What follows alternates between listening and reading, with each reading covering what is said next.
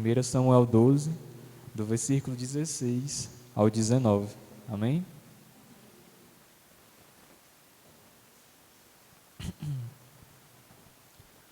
O texto diz assim, irmãos: agora, preparem-se para ver o grande feito que o Senhor vai realizar diante de vocês. Agora não é a época da colheita do trigo.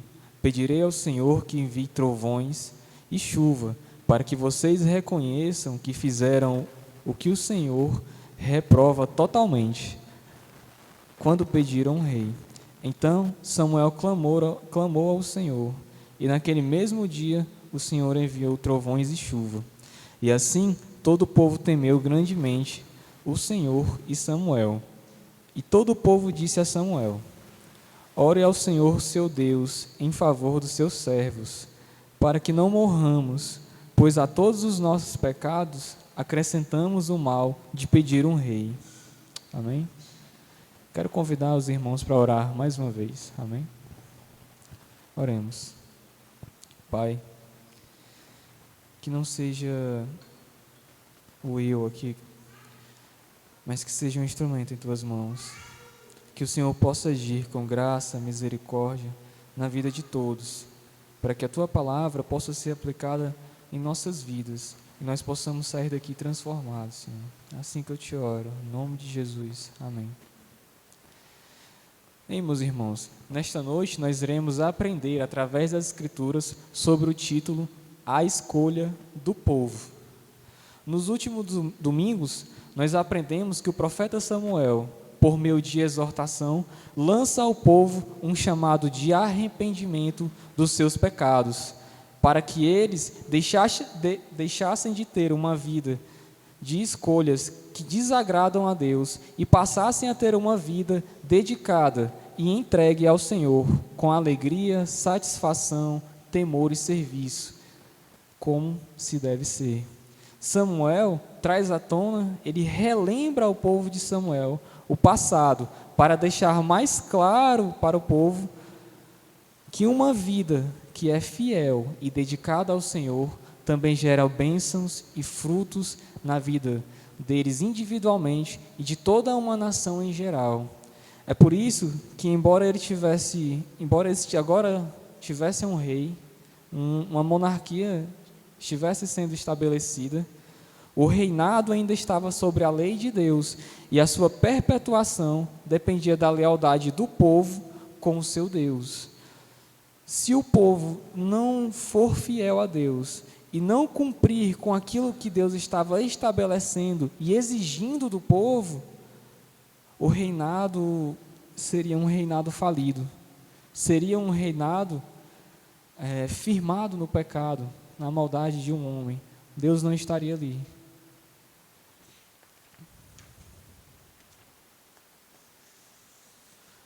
E por conta disso, Samuel considerava a escolha de um rei como uma evidência já de traição e falta de fidelidade, traição e falta de fidelidade do povo de Deus com o Senhor. Meus irmãos, na nação de Israel, a nação de Israel estava trocando Deus por um governo humano, por um homem. E Deus, sendo Deus, não podia ficar em silêncio. Ele não poderia ver todas essas coisas acontecerem e ficar calado no cantinho dele. Era o povo dele, era a nação dele, pessoas pelas quais ele havia lutado, ele havia pelejado. Deus guerreava por eles. Deus já chegou a alimentar aquele povo, Deus chegou a aquecê-los no deserto, chegou a guiá-los no deserto, e agora o povo estava trocando ele por um homem. Deus não poderia ficar calado, Deus não poderia ficar tímido no seu canto, deixando que tudo aquilo acontecesse sem que ele se manifestasse, sem que ele tomasse as rédeas, sem que ele apontasse a direção mais uma vez para aquele povo seguir. E é por conta disso que ele dá ao povo as diretrizes, os avisos, e agora nós veremos que Deus também vai dar uma centelha de demonstração do seu poder. Irmãos, é imensurável você imaginar o Criador do universo, de todas as coisas, agora mostrando para o povo a capacidade que ele tem. E é por conta disso que nesta noite eu queria analisar com os irmãos a ação de Deus diante da escolha do povo de Israel, para que nós venhamos a entender que Deus também não é apático às nossas escolhas e ações. E dito isso, vamos ao nosso primeiro ponto, né? Que é Deus reprova a escolha do povo. Está no verso 16 e 18, que diz o seguinte: agora, 16 ao 17, que diz o seguinte: agora preparem-se para ver este grande feito que o Senhor vai realizar diante de vocês. Não estamos na época da colheita do trigo? Pedirei ao Senhor que envie trovões e chuva, para que vocês reconheçam que fizeram o que o Senhor reprova totalmente quando pediram um rei. Percebam que nos versículos anteriores do capítulo 12, Deus ele dá apenas as diretrizes, Deus ele dá apenas a direção, Deus apenas diz como eles deverão seguir. No entanto, aqui não são mais palavras de orientação. A conversa com Deus agora passa a mudar e tomar um tom diferente, pois Samuel não está mais preocupado com as motivações pecaminosas daquele povo que levaram eles a escolher um rei. O profeta agora tem como função anunciar ao povo a reprovação de Deus. E aqui ele inicia com um sonoro: agora preparem-se. E aqui não é apenas uma orientação. Aqui não é apenas Deus dizendo o que eles têm que fazer. É uma repreensão direta. É Deus repreendendo eles. E essa repreensão não vem de uma pessoa qualquer. Não vem de um profeta, uma pessoa qualquer, né? Mas não vem de um profeta, não vem de um homem. É a voz de Deus. É Deus falando a eles. É o próprio Deus dizendo que eles se preparem para aquilo que Ele vai fazer. Deus não está mais ameaçando outras nações. Deus não está mais se referindo a outros povos. Ele está se referindo ao povo de Israel. A mão de Deus agora vai pesar sobre Israel. Samuel alerta e deixa claro ao povo que a reprovação de Deus diante da escolha de um rei, mas que desta vez Ele mostraria outra face. Uma face mais séria, uma face irada. Samuel diz ao povo que verá um grande feito, e isso é porque a época era da colheita do trigo, e segundo alguns estudiosos, ocorre entre meados de maio até junho, e naquela época não era comum chover em Israel, não era comum que houvesse chuva ali, era um período de seca, era um período de estiagem, mas como um homem que teve uma vida inteira de piedade e dedicação no serviço a Deus, de forma que ele mesmo dizia e o povo confirmava que era irrepreensível, o próprio Samuel faz questão de ressaltar que agora, ou mais uma vez, ele se mostra um profeta de grande fé no Senhor e pedirá chuva e trovões, mesmo que estivesse passando por um período sazonal de estiagem. O que menos se esperava, irmãos, era que Deus mandasse chuva. Deus poderia ali se manifestar de qualquer forma, menos com chuva. Não era o natural de acontecer naquela época. No entanto, Deus vai trazer chuva e trovões. Samuel acreditava no sobrenatural de Deus. E também que mesmo sem um rei, a nação sempre teve um Senhor, que se relacionou e liderou soberanamente, mesmo que eles não tivessem um rei físico, um rei ainda estabelecido, que fosse claramente visto pelo povo. E isso tornaria o feito de Deus ainda maior e claro para o povo como um sinal de descontentamento, já que a época era a colheita do trigo e naturalmente era que não chovesse. Mas percebam, irmãos, ainda nos dias de hoje,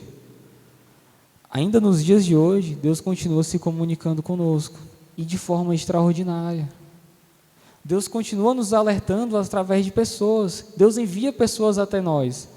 Claro que Ele já revelou a sua vontade através da palavra, que é inspirada por Ele mesmo, que serve para nós como uma peneira, como um filtro, para que nós não venhamos a cair em enganos, ou que venhamos a acreditar em mentiras de outras pessoas. Sempre que alguém quiser dizer algo, ensinar algo a você, você tem a sua Bíblia para analisar. É por isso que nas pregações expositivas nós pedimos aos irmãos que deixem a Bíblia aberta, para que eles continuem lendo, para que eles continuem fazendo as observações e acompanhando a pregação. Portanto, qualquer outra coisa que for além das Escrituras é maldito e não deve ser crido como verdadeiro, nem deve fazer parte de Deus. Seja isso usado para satisfazer os irmãos na igreja, seja isso um método para ensinar pessoas, seja isso um método para evangelizar pessoas. Se não for bíblico, se não provém das Escrituras, não é de Deus, não é um modelo aceitável. Se o modelo de pregação for voltado para as pessoas, mas não for bíblico, não agrada a Deus. Ele foi feito para nos satisfazer, mas não para glorificar a Deus. Mas Deus ainda pode, nos dias de hoje, usar homens comuns, de vidas comuns, que estão à nossa volta, que convivem conosco, para falar da sua verdade, para falar conosco até os dias de hoje, para pregar, para trazer reflexões, para ensinar, para ler um versículo para nós, de forma que nos fale a vontade de Deus para as nossas vidas, através da sua palavra. Podemos dizer que quando a palavra de Deus vem até nós, ela tem propósitos e cumpre esses propósitos. E mesmo que, infelizmente, às vezes a vontade de Deus seja condenatória, seja de reprovação, assim como estava sendo com Israel naquele momento, a voz de Deus estava pesando sobre ele, a voz de Deus estava repreendendo aquele povo, ainda assim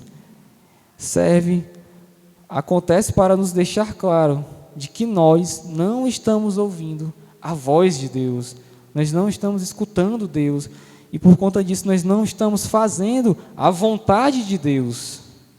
É para dizer que nosso coração é podre, ele é pecador, e nós colocamos um ídolo no lugar de Deus. Por isso que Deus faz essas coisas. Mas Deus continua nos mostrando a sua vontade, e aqui eu fico maravilhado, irmãos, com a sua soberania, e em como Deus é, mais uma vez, extraordinário, pois durante todo esse tempo que nós pregamos o livro de Samuel, e nós ouvimos sobre como Deus fez milagres e transformou a vida de Ana, vimos Deus agindo com justiça sobre os filhos de Eli que subjugavam o povo, nós vimos a voz de Deus voltar a falar ao povo através de Samuel, e como nós ouvimos, irmãos, sobre serviço, e como nós ouvimos sobre servir, e servir com excelência, servir para a glória de Deus. Mas, ainda assim, também vimos que o povo não estava satisfeito, que o povo queria ser como as outras nações, e pediram um rei para governá-los. Eles rejeitaram o governo de Deus, de um Deus soberano, por um homem. Vimos sobre a aposentadoria de Samuel e como ele foi um servo fiel, mas que agora ele estava se retirando da administração daquela nação. E notem que cada uma dessas coisinhas pequenas que nós ouvimos e aprendemos foram sendo aplicadas à nossa vida exatamente nos momentos certos. Quando saímos do primeiro prédio porque não tínhamos mais espaço, nós não tínhamos recurso suficiente, mas Deus enviou, Deus manteve, Deus supriu. E muitos de nós nem se demos conta, muitos nem perguntaram de onde vinha, como nós estávamos conseguindo, mas ainda assim, Deus continuou se manifestando, Deus continuou enviando, Deus trouxe pessoas para ajudar, Deus trouxe pessoas para trabalhar, Deus trouxe pessoas para louvar nessa igreja, Deus trouxe pessoas para ensinar. Deus nunca deixou essa igreja desamparada, Ele sempre esteve mostrando a sua vontade, e que maravilhoso, irmãos, é estar no meio da vontade de Deus, ouvindo a sua voz, e por meio da sua palavra. E mais uma vez, irmãos, através da sua palavra, nós vemos Deus mostrando a nós a troca de um líder. Samuel deixava a administração de Israel, na qual o povo escolheu um rei, segundo os desejos do seu coração, apenas para ser como as outras nações. E nós estamos passando por um momento semelhante. Nós estamos tendo a troca de um pastor. E eu faço essa pergunta para nós. Baseado em quais critérios nós estamos esperando o novo pastor? Quais são os critérios que fariam com que nós escolhêssemos alguém para estar aqui? O que nós desejamos? Será que de fato nós buscamos critérios em alguém que seja fiel, que seja disposto a se desgastar no serviço do Senhor? Ou desejamos alguém que satisfaça apenas as nossas vontades, para que nós sejamos como os outros, assim como Israel estava fazendo? Meus irmãos, esse período não vai ser fácil. E eu oro para que nós venhamos a compreender a escolha de Deus para nossas vidas. E que a vontade dele prevaleça, e não a nossa. Dito isso, irmãos, eu quero apresentar o segundo ponto, que é Deus comprova a sua reprovação à escolha do povo, que está no verso 18, e diz o seguinte: Então Samuel clamou ao Senhor, e naquele mesmo dia, o Senhor enviou trovões e chuva, e assim todo o povo temeu grandemente o Senhor e Samuel. O livro de Samuel, como muitos já falaram, foi escrito por uma pessoa muito sarcástica, né? E se antes a preocupação, o desejo mais eminente do povo era ter um rei, se igualar às outras nações, rei esses que eles teriam perto, poderiam ver, tocar, ouvir, eles poderiam experimentar esse rei, assim como as outras nações também tinham seus, mas eles agora teriam que lidar com o fato de Deus, mostrando que pior do que receber punição e condenação vinda dos homens é cair na mão de um Deus irado. E para quem aqui captou a referência, né, para quem conhece um pouco de teologia, é que a primeira coisa que me veio à mente quando eu li o verso 18 foi o sermão pregado por Jonathan Edwards, com o título Pecadores na mão de um Deus irado. Nas mãos de um Deus irado. Diz a história que enquanto Jonathan Edwards pregava aquele sermão, as pessoas se jogavam no chão, se agarravam nas colunas, porque elas tinham medo de serem consumidas, de serem condenadas por Deus, do chão se abrir e elas caírem no inferno. E olha que alguns historiadores dizem que ele pregava lendo, né? Ele não era uma pessoa, alguns dizem, né, que ele não era tão eloquente, mas mesmo assim isso gerou aquele efeito naquelas pessoas. Assim, imagino que naquele mesmo momento que Israel estava passando, eles olhavam para aquele céu enegrecido, ouviam os barulhos dos trovões e lembravam da exortação e da profecia de Samuel e imaginavam que ali eles seriam pulverizados por Deus naquele mesmo momento, por conta do seu pecado. Então, não diminuindo, mas se com uma pregação as pessoas foram capazes de compreender que Deus estava reprovando o seu pecado e temeram a realidade iminente que estava à sua frente, imagine o povo de Israel, que Deus estava usando, digamos assim, a natureza, estava usando raios, trovões, chuva, para mostrar para eles a reprovação. As pessoas que ouviram Samuel podiam até questionar a sua profecia, e eles não estavam errados, o período, no entanto, não era favorável, era um período de seca. Todavia, a forma como Deus se manifestou dissipa toda dúvida por um milagre que veio do céu.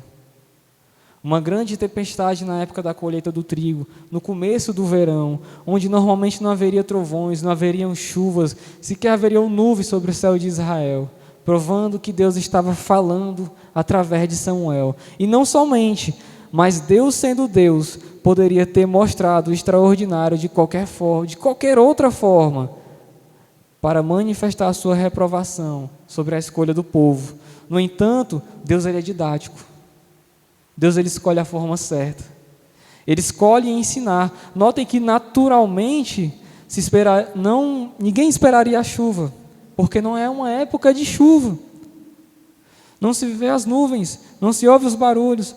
Como o próprio Jonathan Edwards escreveu, Deus, conforme a Escritura, age de forma extraordinária. Pois quando o Senhor demonstrou ao povo sua reprovação, Ele traz a chuva e uma grande chuva. Deus está mostrando que o povo não deve confiar apenas naquilo que é natural, naquilo que eles podem ver, naquilo que é presente na vida deles, somente o físico, pois as coisas podem falhar, as máquinas falham, os cálculos podem errar, nós podemos nos enganar, nossos sentimentos são enganosos, nosso coração é enganoso, os tempos podem mudar e as coisas que hoje são boas, amanhã podem não ser mais. As pessoas podem mudar. Eu não sou a mesma pessoa que 5 anos atrás casei com a minha esposa, assim como ela também já não é mais a mesma pessoa. Ao longo do tempo nós fomos amadurecendo, nós fomos aprendendo novas coisas, nós fomos mudando, e assim também são as pessoas. Deus estava mostrando para aquele povo que, independente da situação que os cometia, independente da pessoa que fosse administrar a nação, independente dos inimigos que se levantassem contra a nação, Ele continuaria sendo Deus, e Ele continuaria os governando, cuidando deles e estabelecendo a sua vontade. Os tempos mudam, o tempo pode mudar, as estações também, mas Deus continua imutável. Hoje, nós temos tantos pregadores que enfatizam que Deus é amor, que Deus vai dar, que Deus vai fazer, que Deus é nosso amiguinho, e nos esquecemos que temos um Deus que é santo e justo. É por isso que, se partirmos da perspectiva de que Deus é santo, não apenas como nós somos, mas que Ele é a essência da santidade, e o homem é responsável pelas suas escolhas, nós entenderemos, sem questionar, que Deus está reprovando a escolha daquele povo, mesmo que para nós seja difícil compreender, mas Deus pode adiar algo, pode negar algo, e pode até mesmo tirar de nós aquilo que nós tanto desejamos, assim como Ele estava tocando no povo de Israel naquele dia. Naquele momento, Deus não somente mostrou o seu desagrado com a escolha do povo, mas que nenhum rei, nenhum governante, nem nada sequer pode se comparar a Deus. Saul poderia fazer o que Deus fez? Não. Nenhum de nós também pode fazer o que somente Deus é capaz de fazer. Deus tirou daquele povo a confiança que eles tinham em um homem. O ano corria bem, as estações estavam bem estabelecidas, era verão, era o período da colheita, era período de fartura, e em breve eles teriam o seu rei, seriam como as outras nações. Imagino que eles estavam felizes, que eles estavam alegres, que as perspectivas para eles eram boas. Mas Deus redirecionou para ele a segurança daquele povo. Como diz o nosso ilustre pastor Natanael, às vezes Deus tirando de nós aquilo que é nosso, para que nós possamos compreender que aquilo é de Deus, que aquilo pertence a Deus. E toda a fartura, toda a segurança e todo o governo que aquele povo tinha, também vinha de Deus. Mas eles agora estavam direcionando o seu desejo para um governo humano, para um governo de um homem. Aquele povo havia trocado Deus por um rei, mas nós, pelo que temos trocado Deus? Temos trocado Deus pelo nosso dinheiro? Temos trocado Deus pela nossa família? Temos trocado Deus pelo nosso trabalho? Pelos nossos sonhos? Será que temos depositado a nossa fé e a nossa confiança em um homem, assim como a nação de Israel estava confiando? Será que Deus também precisa tocar em nossas vidas? Será que Deus também precisa tocar nessa igreja para que nós venhamos a acordar, para que nós venhamos a despertar, entender que nós precisamos servir? Saibam nesta noite que Deus pode tirar de nós aquilo que nos impede de servi-lo. Ele pode tirar a nossa paz, Ele pode tirar a nossa saúde, se isso nos trazer para Ele. Se isso nos impede de confiar nele, se estivermos, Ele pode tirar de nós também aquilo que está sendo um empecilho em nossas vidas, para que nós nos acheguemos a Ele. Irmãos, sirvam a Deus, porque Ele pode tocar em tudo nas nossas vidas. A nossa vida é dEle, está sob o controle dEle. que nós possamos estar atentos à vontade de Deus sobre a nossa vida, diante das nossas escolhas. É através das nossas escolhas que Deus vai trabalhar em nossas vidas, irmãos. Ele vai trabalhar nessa igreja, Ele vai direcionar o nosso caminho, Ele vai mostrar para nós a sua vontade, e Ele tem dado sinais, e Ele já tem falado, Ele já tem dado seus sinais, mas nós iremos encontrar com Ele reconciliação, perdão, segurança? Será que nós iremos encontrar com Ele aquilo de bom que Ele tem a nos oferecer? Ou será que de Deus nós também iremos ver uma face irada, uma face fechada? Será que a mão dele também vai pesar sobre nós? Será que, assim como o povo de Israel, nós seremos teimosos para aprender, teimosos para entender a vontade de Deus e continuar insistindo nos mesmos erros, repetindo as mesmas coisas, sendo que Deus já tem nos mostrado, já tem nos entregado pessoas para servir, já tem mostrado a sua vontade. Ditas estas coisas, irmãos, eu quero chamar os irmãos para o terceiro ponto, que é: o povo reconhece o mal de escolher um rei. Se encontra no verso 19, e diz o seguinte: e todo o povo disse a Samuel: ora ao Senhor teu Deus em favor dos teus servos, para que não morramos, pois a todos os nossos pecados acrescentamos o mal de pedir um rei.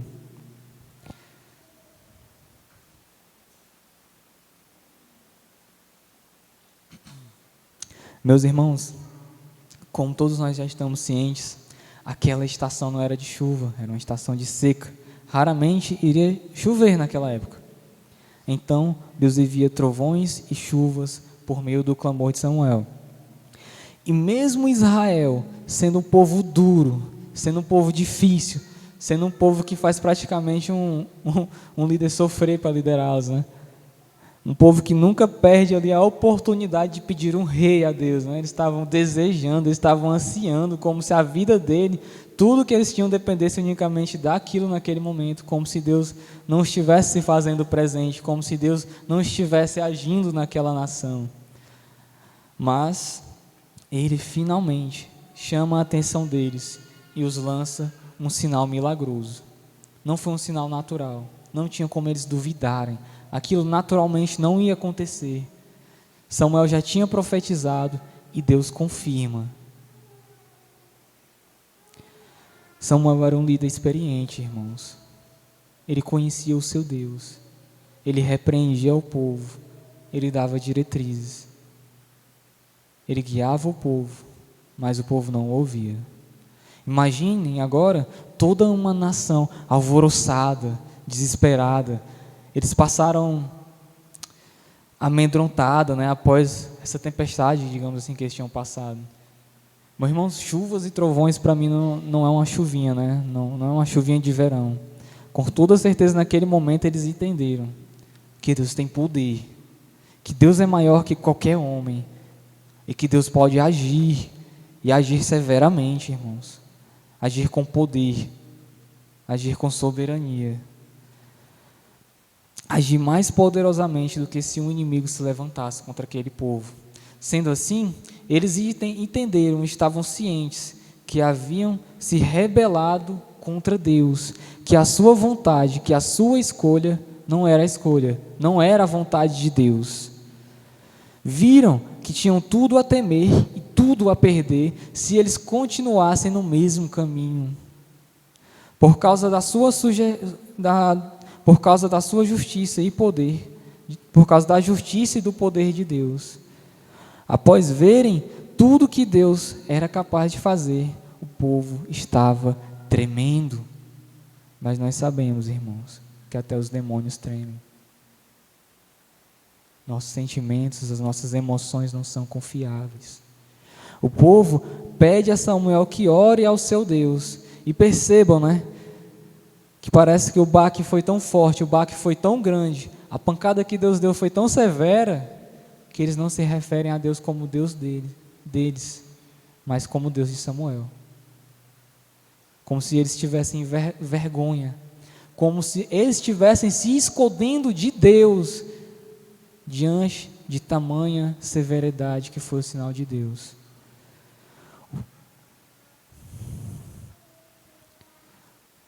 Convenhamos, irmãos, foi forte, foi poderoso, eles estavam temendo. Quando lemos, né, que houve chuva e trovões,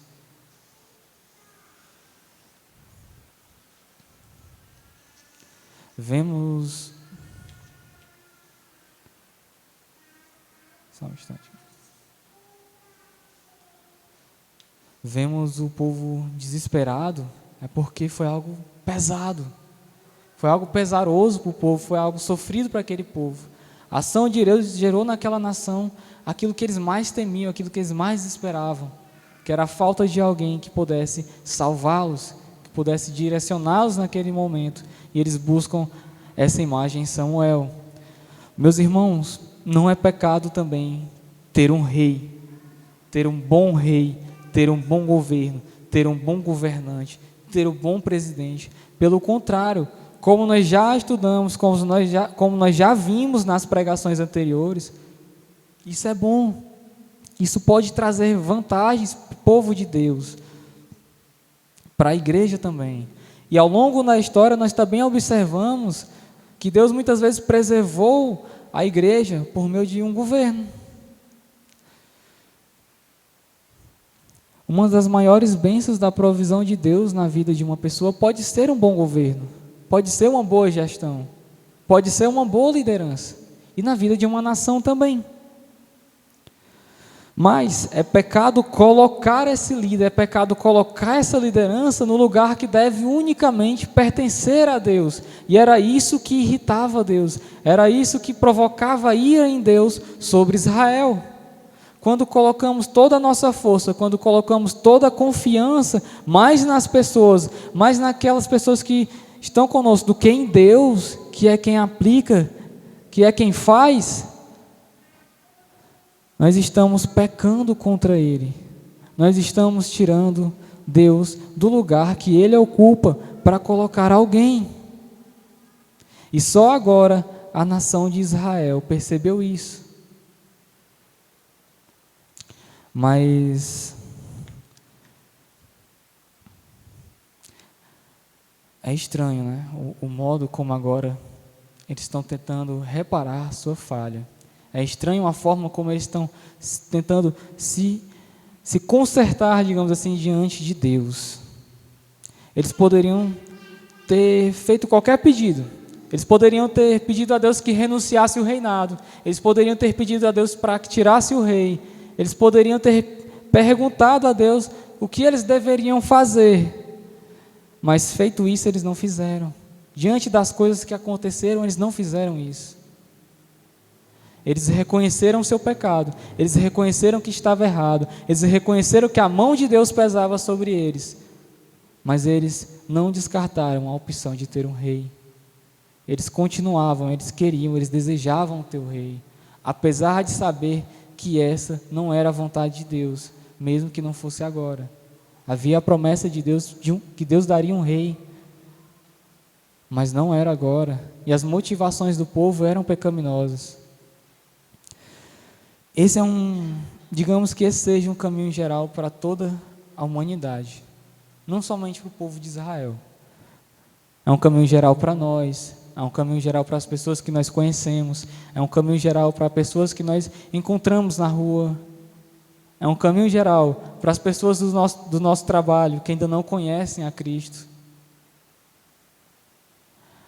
Todos vão sempre repetir o mesmo mantra. Todos nós somos pecadores, mas somente Deus pode ajudar. Ou então, que somente Deus pode nos julgar, né? Como já foi dito. É praticamente um dogma para todas as pessoas. Eles reconhecem que estão errados, eles sabem que estão errados, mas ainda assim, eles não conseguem largar o pecado, eles não conseguem largar os seus vícios, eles não conseguem largar aquilo que está fazendo mal, eles não conseguem ser obedientes a Deus, eles não conseguem servir uma vida fiel, de serviço, de dedicação a Deus.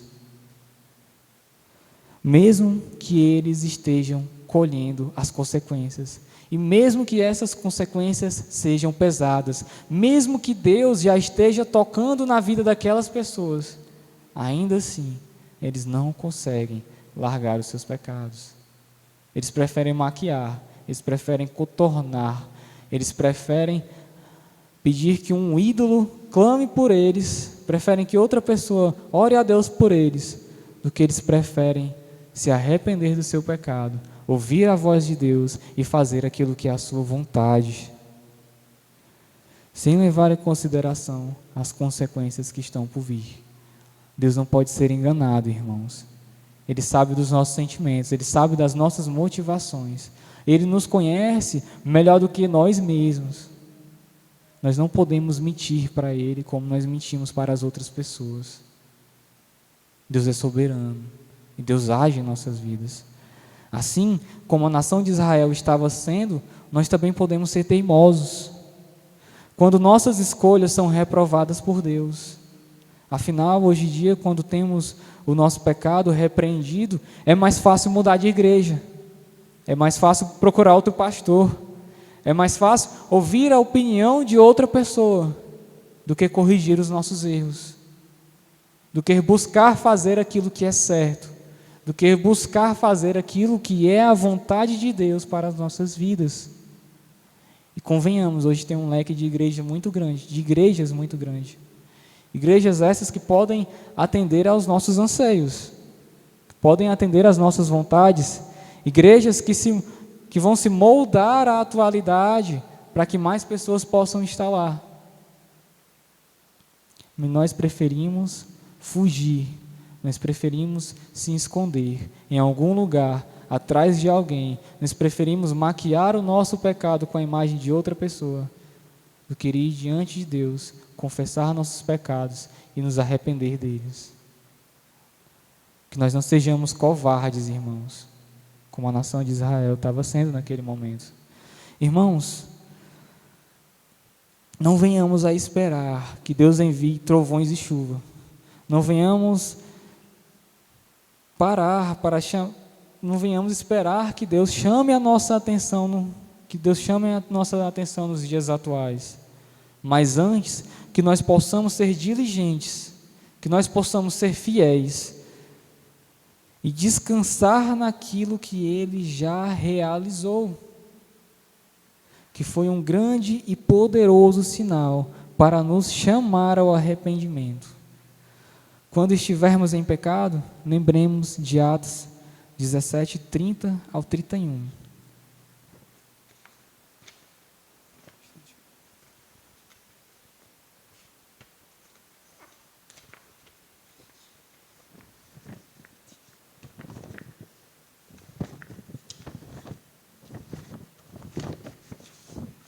Que diz o seguinte: no passado, Deus não levou em conta essa ignorância, mas agora ordena que todos, em todo lugar, se arrependam, pois estabeleceu um dia em que há de julgar o mundo com justiça por meio do homem que designou, e deu provas disso a todos, ressuscitando dentre os mortos. O profeta Samuel chamou o povo ao arrependimento, clamando a Deus por um milagre de trovão e chuva, numa época sazonal de estiagem. Mas Deus nos chama à fé e ao arrependimento por meio do milagre da ressurreição de Jesus dentre os mortos. Nós temos um Cristo, nós temos alguém a quem clamar, nós temos alguém que pagou o preço por nós, nós temos alguém que sofreu na cruz e se sacrificou em nosso lugar. Nós não precisamos mais fugir, nós não precisamos esconder os nossos pecados.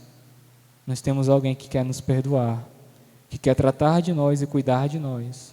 Nós nunca estaremos sozinhos, nós nunca estaremos desamparados. Em qualquer momento, em qualquer lugar, Cristo está ali.